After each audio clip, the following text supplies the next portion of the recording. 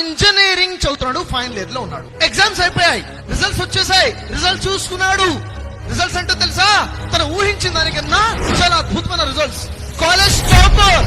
సంతోషం తట్టుకోలేకపోయాడు. వెంటనే అమ్మతో షేర్ చేసుకోవాలి అని చెప్పేసి పరుగున ఇంటికి వస్తున్నాడు. అంతలో తన ఫోన్ లో మెసేజ్ వచ్చింది. ఏంటి మెసేజ్ అని తీసి చూసేసరికి క్యాంపస్ ఇంటర్వ్యూలో సెలెక్ట్ అయ్యాడు, జాబ్ వచ్చింది, per month 3 lakh rupees salary. ఇంకా వేగం పెరిగింది. పరిగెత్తుకుంటూ ఇంటికి వచ్చాడు. అమ్మా అమ్మా అమ్మా అమ్మా. ఏంట్రా ప్రసాద్, ఏమైందిరా? అమ్మా నీకు తెలుసా, క్యాంపస్ ఇంటర్వ్యూలో సెలెక్ట్ అయ్యాను. ఏమండి విన్నారా, మన ప్రసాద్ కాలేజ్ టాపర్ అంట, పెద్ద జాబ్ వచ్చింది.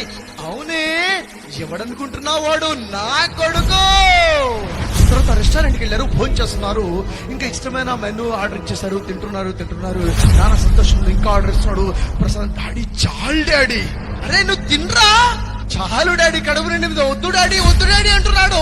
వద్దు అంటుంటే అందులో అమ్మ వచ్చేసి, ఏంట్రా ప్రసాద్ ములుగుతున్నా, వద్దు అని ఎంతసేపు పడుకుంటావు, తొందర నిద్రలే. రిజల్ట్స్ వచ్చాయంట కదా, డాడీ కోపంగా ఉన్నారు, 4 సబ్జెక్టులు పోయాయంట కదా. కళా డ్రీమ్